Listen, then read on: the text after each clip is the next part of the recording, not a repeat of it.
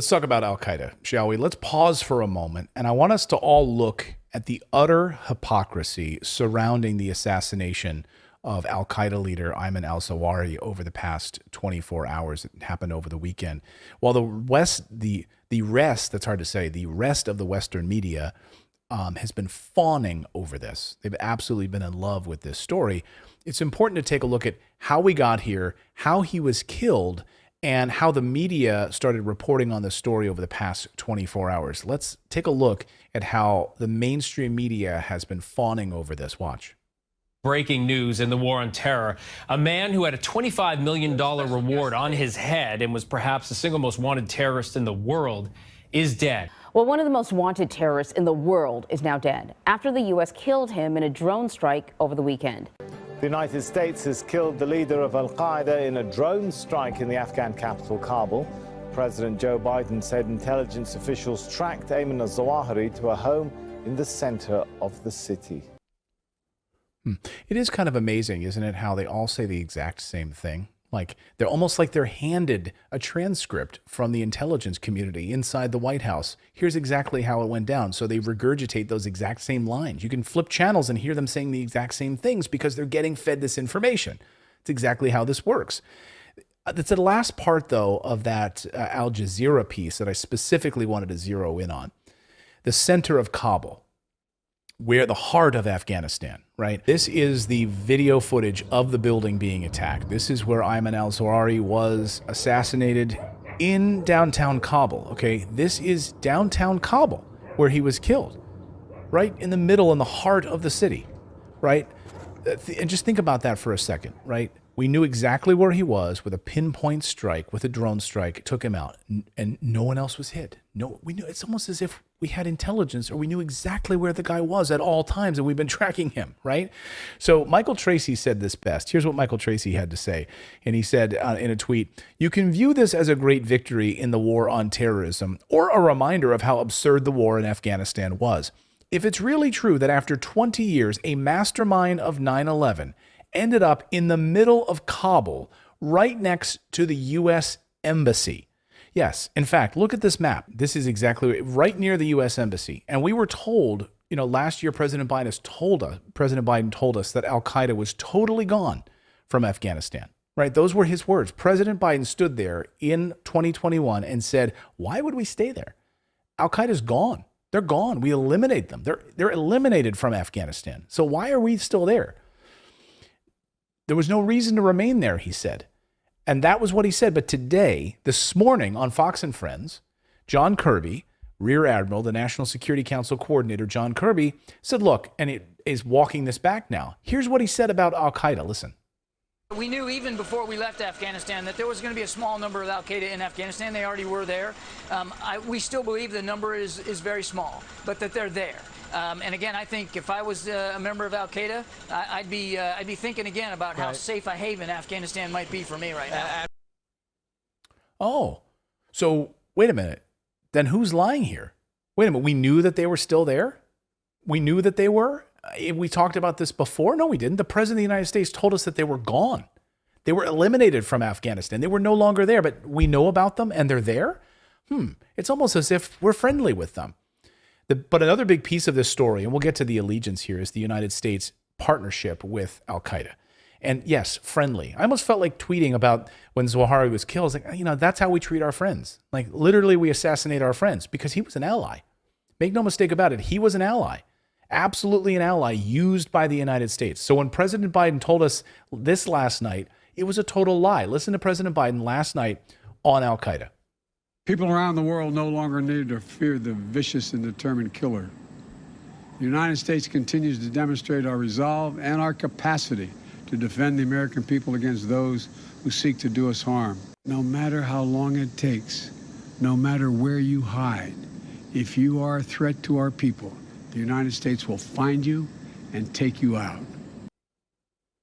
Oh, he was flat out lying. Not only will we not hunt you down until it's politically convenient, we'll actually arm you and provide money for you in the meantime to carry out our bidding against Assad and other governments around the world that we don't like. Take Somalia, for example, right? We covered that here on the show. Or Yemen, or just to name a few. I mean, the list is fairly endless at this point. We will arm and funnel money to Al Qaeda to do our bidding for us. Remember, as we reported here on the show, the U.S. has been supporting Al Qaeda with money and weapons for years in Syria and beyond. As the Los Angeles Times reported, remember this? Here's the story in the Los Angeles Times. In Syria, militants armed by the Pentagon fight those armed by the CIA. Yes, in Syria, militias, aka Al Qaeda, armed by the Pentagon, are fighting with those armed by the CIA. That's well documented. In fact, journalist and friend of the show, Kevork Almassian, had one of his close friends killed by Al Qaeda in a mission that was funded and backed by the United States. Here's Kevork Almassian. He tweeted this. He said the attack was ordered by the CIA, and he tweeted this. Fact, Ayman al-Zawahiri was a close ally of Syria's moderate rebels who were armed, trained, and vetted by the CIA, he tweeted today. By the way, excellent journalist Max Blumenthal reminds us of the fact that the U.S. ally Zawahiri was responsible for helping NATO attack the Syrian government. We paid and armed them to do it. Here's what Max Blumenthal tweeted this afternoon. Zawahiri ordered terror attacks in Aleppo, killing 70 Syrian government personnel in 2012, helping transform the city's eastern districts into a base for the NATO-backed dirty war. When Aleppo was liberated in 2016, the U.S. accused Syria of genocide at the United Nations. So you might be asking yourself, you're watching this, I didn't know any of this.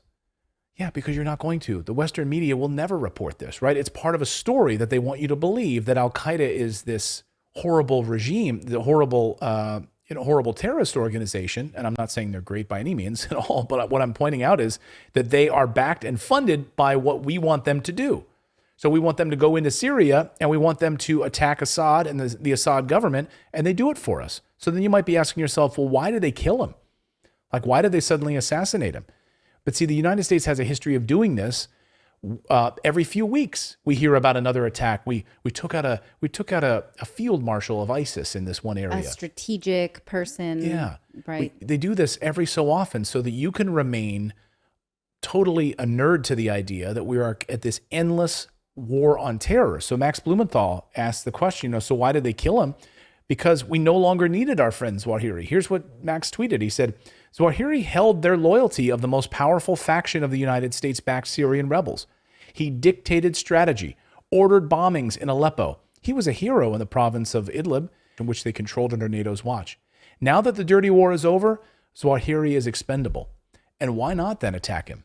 Right? Now we get to show, and President Biden, as we head into the midterm elections, we know exactly where he was the whole time. So you exhaust your friendship with us. You've run out of your usefulness. Mm-hmm. Now we're going right after you. And by the way, why wouldn't he be in Syria? Why wouldn't he be in these areas where he was working with the United States in the past? Why did he leave? And why was he in Afghanistan? In the heart of Afghanistan, maybe for his safety, because he knew what was coming. The United States violates this agreement with the Taliban and goes right into the heart of Afghanistan and assassinates him. Yes. I mean, these are the lies that the government continues to push out to us, that we are going to hunt you down and find you wherever you are. No, what we're going to do is we're going to work with you. We're going to fund you. We're going to arm you like we are in Syria, still allowing these cross-border funneling of arms to come right across the border, go right into the hands of Al Qaeda. And then Al Qaeda takes those weapons, keeps them, and sells off a large portion of them. And that money and aid is meant for the Syrian people. And what is it doing? It's funneling right to Al Qaeda and Al Qaeda groups. I mean, this is a human life that you could just take because you need a win, right? That's exactly what they're doing. Yeah, it's election time. President Biden's poll numbers are down. What can we do? Well, our friend that we used for a long time, that we paid, and he helped organize attacks against the Syrian government, we don't need that guy anymore. He's old. He's old as Zawahiri. Can we take him out in a drone strike? Yeah. And it's amazing how the mainstream media gets access to this drone video. They get access to all of the details of the strike.